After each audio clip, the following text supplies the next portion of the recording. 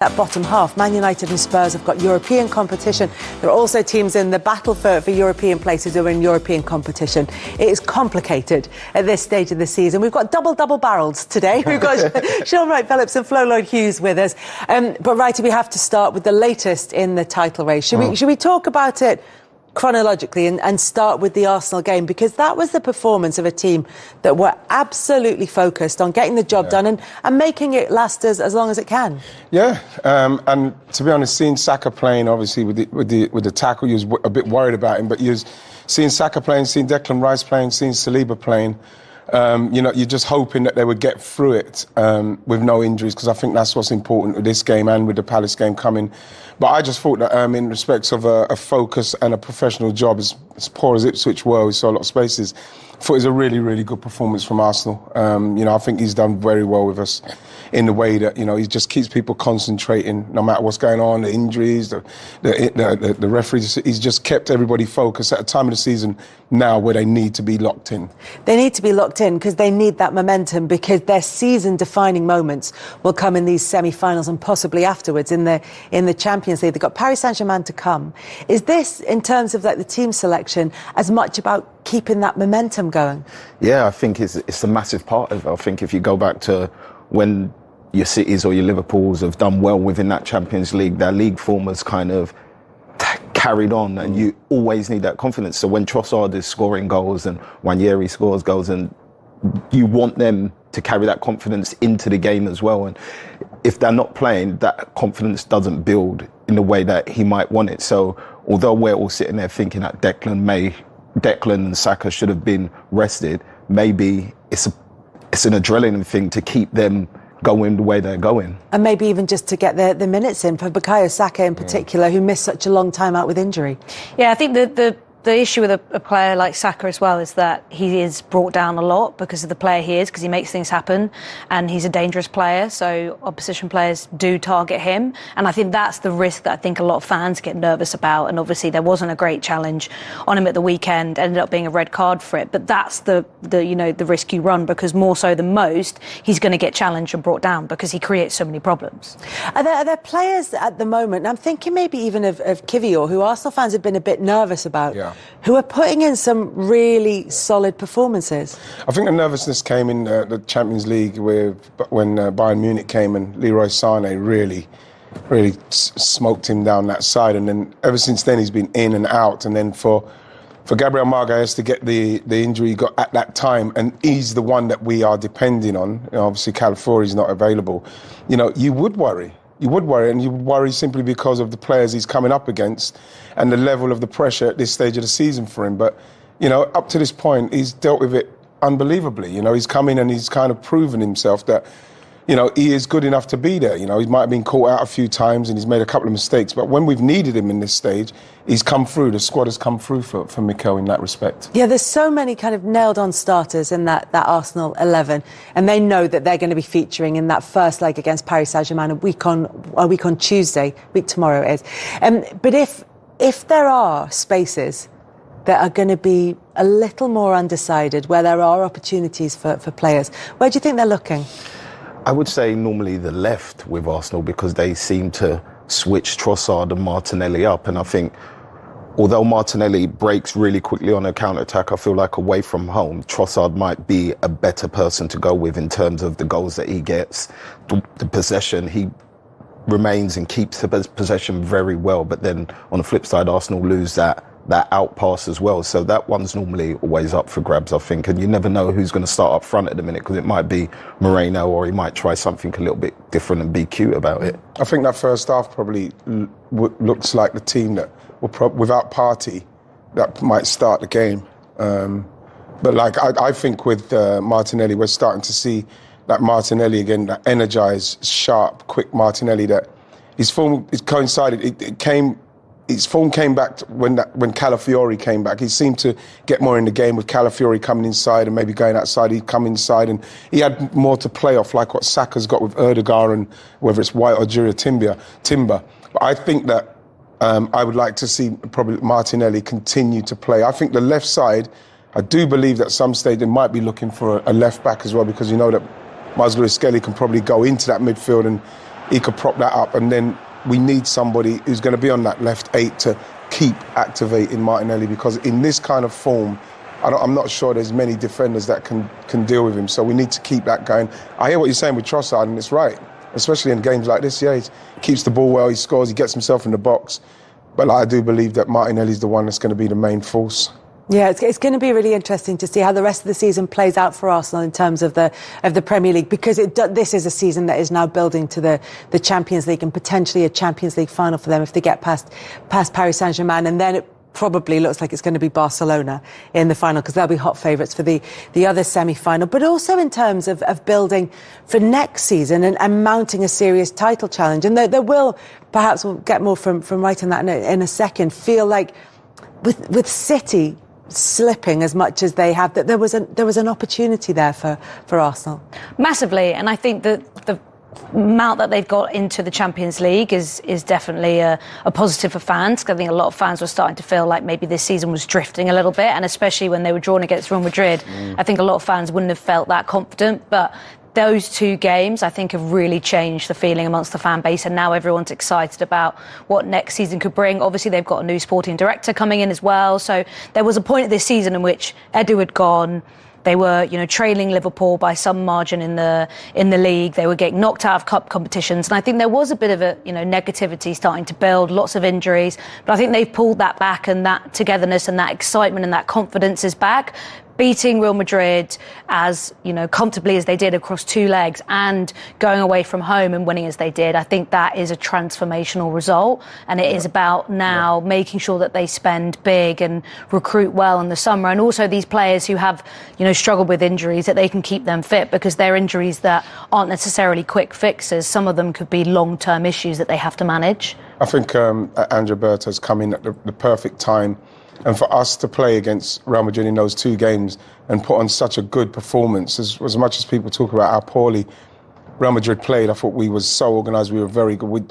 We really put the game to them when we had the opportunity. And I think that if I'm a player outside of Arsenal looking to come to the Premier League, to a team that's going to be in the Champions League and challenging, just looking at what Arsenal were capable of doing in those two games, without maybe a striker, without what you supposedly need, a new left back, another midfielder, that would make me feel like that team's going somewhere. It would be a place that would be starting to feel a little bit attractive as well, simply because the manager and his intensity in trying to win the league, trying to win the Champions League, and it feels like it's an exciting prospect. I think that the Real Madrid game really set off alarm bells everywhere for people saying that's a serious team. If we can really get it sorted properly. And I think the manager's the right guy to do it. We've just got to have patience with him, everybody. Does it feel like the club are and the players are in a really good position as they go into Wednesday night game against Crystal Palace? Is that the kind of focus they can take into that situation where Palace are going to have their eye on a cup semi-final as well? Yeah, and that's right, like Sean said. Yeah, the momentum. Yes, you play Declan, you play Saka, obviously get minutes into Saka. You play them because you want them to keep that momentum of what they're doing, but at the same time, the main thing with the Crystal Palace result, and I'm sure Palace will be feeling the same with the semi-final, the FA Cup coming up, no injuries. You just don't want to get injuries in that game. It's going to be an interesting one to watch. It could be quite a cautious game. But, sometimes that works against players. If they're trying not to get injured, sometimes they can put themselves in difficult situations. If Arsenal do a point against Crystal Palace in midweek, the title race will continue through to the weekend, at which point Arsenal play before Liverpool at the weekend as well, don't they? Yes, and this is why I was saying, Kels, in the intro, it's not mathematically done. No, not mathematically done. Arsenal, what are you laughing at? Well, listen, I still think Arsenal's got a chance, so I'm going to hang in there. Well, look, if Arsenal get the win against Crystal Palace, is it Bournemouth at the weekend on the Saturday evening? I don't look that far. I think, and then Liverpool have got their weekend game at the weekend is their Palace game, isn't it? So then Liverpool got Tottenham. So Liverpool have got Tottenham. Then I think it's Bournemouth play before Liverpool play against Chelsea the following weekend, and then Liverpool play us. So that's what I was trying to get to. Yes, that was the end point. In the meantime, Tottenham could be the ones that help us in this situation. So it's not over. Yeah, and Tottenham fans would love to do that. That would nothing would make them happy. Look, Tottenham fans themselves need to be able to get a bit of momentum going. So that game is absolutely not a given at Anfield on Sunday. And then, of course, it would extend through to the game against Chelsea the following weekend.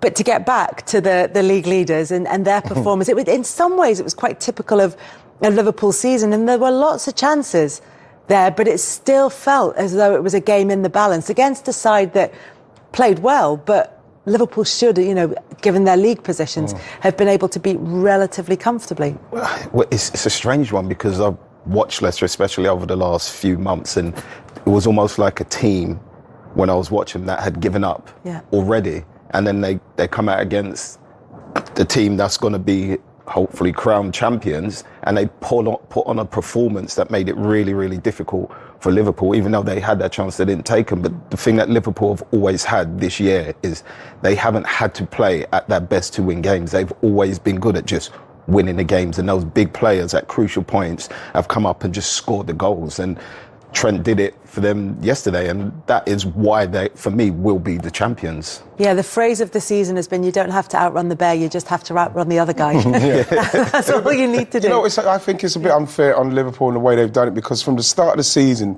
Liverpool, because of Liverpool's so-called easy start, but you still have to win those games, you still have to win games, and nobody is expecting anybody to win, blast teams off the pitch, to win the games. And Liverpool have done it this season, whether City have fallen off or Arsenal couldn't quite catch them, whatever it is, Liverpool have been better than the rest, and they've got the results, what they needed to do in the situation. They've used the bench well, been very fortunate with injuries, but Liverpool have been by far, for me, the best team in the league. Do you think they've been fortunate with injuries, or they've managed their squad better and they've managed their fitness better? I think they've managed the squad better with the lack of injuries, because I remember, the season before, we had no injuries, but we couldn't get it over the line. We were fortunate, because when you're going to see a team that's going for it like that, who don't get injuries to their main guys, and Liverpool didn't get that this season, really, where we got that. That's one of the things they looked at with Arne Slot, isn't it? Was his record with keeping players fit throughout the season. That's another thing that has to be looked at then. There's the sports science side of what we're doing at Arsenal, because we've had them hamstring injuries, serious ones as well, like grade 3s and grade 4, people having to have surgery on them. So that is probably something that they're going to have to look at as well, Arsenal, because it's the margins, isn't it?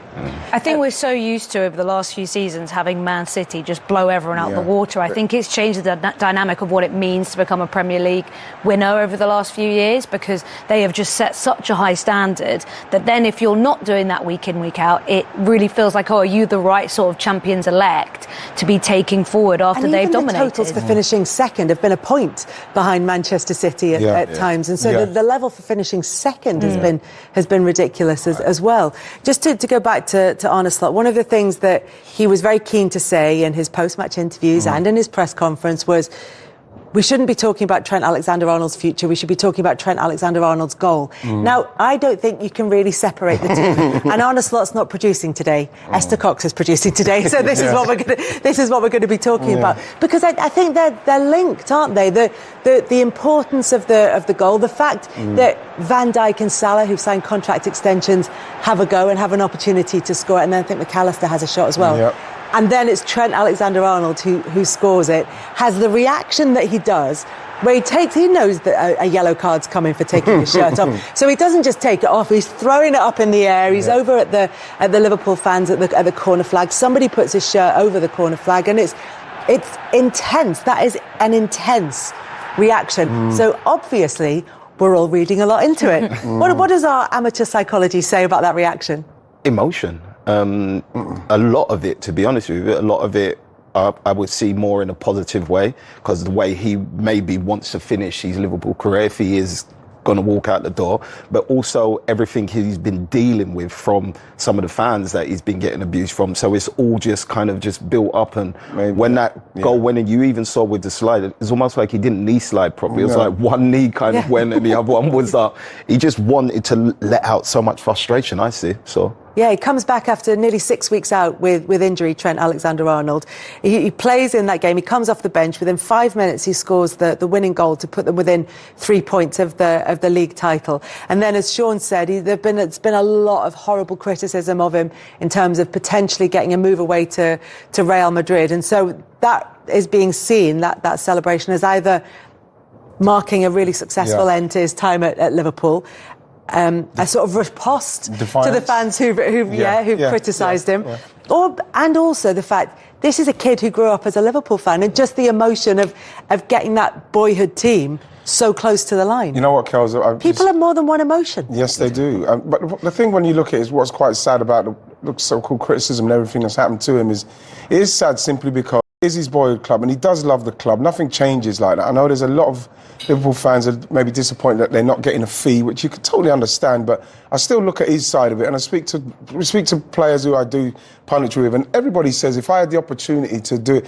then you'd do it. And you know, I feel in that respect, of course he's got the right to do that, and Liverpool fans should be disappointed about it, but the amount of criticism and everything was come his way, you could see it in that reaction. I've never seen him react. I've never seen him celebrate like that.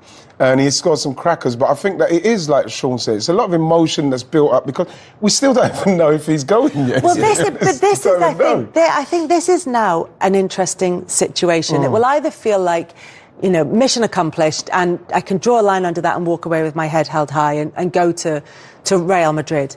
Or if you look at, and I'm not minimising the size of the club and the name of the club and how much of a pull that can be, but if you look at where the two football clubs are at the moment, and you look at what Liverpool are building to, you look at Real Madrid, who probably aren't going to win the title in Spain, and they've been poor all season in the Champions League, which is their bread and butter normally. And they're about to change their manager. There has been a lot of criticism of how they've been run at board level, and they're not putting the right things in place in terms of their player acquisition. Whether or not a player like Trent Alexander-Arnold is, one, the right person for them. Does a team who's defensively frail need to bring in an attacking fullback? Or is Real Madrid, is this the right time to go to Real Madrid? I mean, there is the argument it's always the right time to go to Real Madrid, but I just wonder if those little doubts start to creep in. I think no. If Real Madrid are coming in, you're going. I think it's a good time. I think he's of the right age. I think he's of the right stature.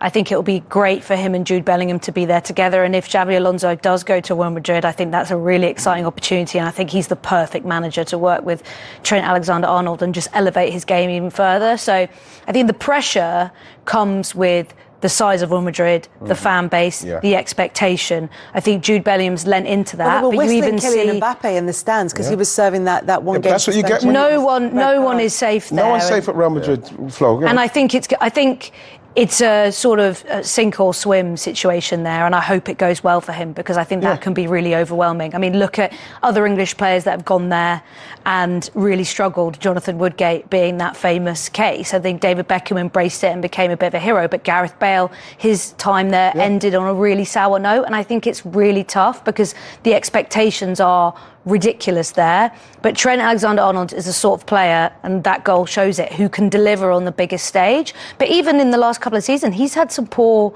times there. Towards the end of Jurgen Klopp's tenure, there were some moments where he struggled, and he's managed to come back and get even better. But it's not easy to do that under the bright lights in Real Madrid. Well, this is what why you need maybe a friend like Jude, if it's going to happen, to be there to get you ready for it, because he's had difficulties this season as well. And we're talking about, like you're talking about Kylian Mbappe, I think he's got 34 goals this season. You got to understand that when you're going, that the pressure, like you say, Flo, it's another pressure. It's a worldly pressure that you don't feel. It's like I don't want to drop names in, but I have to. Like I was speaking to Thierry the other day, talking about when he went to Barcelona, and when he went in the dressing room, the level of the pressure that comes from the fans when you win 6-1, and then they asking you questions. You didn't do anything. Why haven't you done nothing? You haven't done anything since you've been here. That's the pressure that Trent now, if he's going into that kind of cauldron of the stature of the club, that you have to deal with, because you can play well and still not get any recognition for it. And there'll be people here saying, Trent's not playing, or it's a bad move for him. But I think that's the level of the club you're going to, and that is why it's such a special club, if you can make it happen there. And that's the kind of ambitious player we're dealing with in Trent. He wants to see if he can deal with that, and we'll see if he goes. We will see if he goes, and we'll have an announcement on that at some point, whether he goes or whether he stays. What we do know, and what was announced on Thursday, is that Virgil van Dijk has signed a contract extension at Liverpool for another 2 years. How important is that to not just, what they do for the coming weeks, but in terms of attracting other players, in terms of signalling an intent from the club, in terms of saying, if you do well, we'll break our kind of model in order to sign an extension on top of the Salah one. Magnificent news for Liverpool Football Club, for the fans, for Virgil himself, because I know how much he loves the place. And, you add into that Mo Salah signing as well. Like you say, Kels, People. We don't know what I was going to say. Jurgen Klopp. We don't know what Arne Slot's team is yet because he's come in and he's taken Jurgen Klopp's team and they've won the league. So we don't even know what changes are coming. So it's very exciting to have them two signed up, ready to go with the players that you're going to bring. It must be amazing now to be a Liverpool fan, a prospect who might be coming to Liverpool because it's a very exciting place with a manager that's probably, for me, should get manager of the year for what he's doing if they get it over the line, Kells. But at the same time, magnificent news for Liverpool. Brilliant at this stage. They're going to win the league, keep their two great players. And it's brilliant news for them. And even in terms of the news cycle, they've drip-fed it in. So the Salah one was before the game last weekend. The Van Dijk one was before the game this weekend. It just seems to have been managed to keep everything bubbling away. They might announce Trent signing before the next game, but they can win. I think that's the only frustration, is that both announcements for Van Dijk and Salah, the two what everyone expected to happen as well, especially the Salah one. I think the reaction to that was incredible because it did feel like it's kind of stopped everyone in their tracks. Like the internet just froze and that's all they were talking about. Whereas the Van Dijk one had been so expected that I think that took people maybe by less surprise. I'm not sure that's true of Liverpool fans. Really? Do you think they're more surprised by that? I think there is definitely a section of Liverpool fans who, not surprised, but there was a still kind of doubt. Yeah, and I think it was on top of the Salah one. I think that's maybe why. That's what I almost feel like I wish there was more clarity just now for Trent Alexander-Arnold so that it doesn't almost drag it on and leave a cloud over the end of the season, which now should be almost this kind of canter to the finish line and, guard of honour for the next how many games, potentially. But then this just still hangs over this question mark. And I know it's tough a lot of players don't want to announce it before the season officially ends because they then don't want it to stagger into whatever the fan base is doing towards the end of the season. But I just still feel like it would be nice for everyone to have that clarity, to have that proper full stop on his time there. And then also it can be a bit of a goodbye for him as well. Yeah, but the thing is, the way the fans are with Trent at the minute, hopefully it's changed after the weekend. I don't feel like there is going to be that. But then so much of it is online, though. So much of it is online and not in the stadium as well. And I think it's hard when you feel like you're in that loud bubble. I think he deserves nothing but respect. I think he's done unbelievably there. He's won everything there, and I just feel like for him it's just a change. I think I think he'll get a lot of respect. It's not the respect. I think it's they genuinely feel like Liverpool fans. I feel they wanted something for him. If that's the case, that's what the gripe is with the Liverpool fans.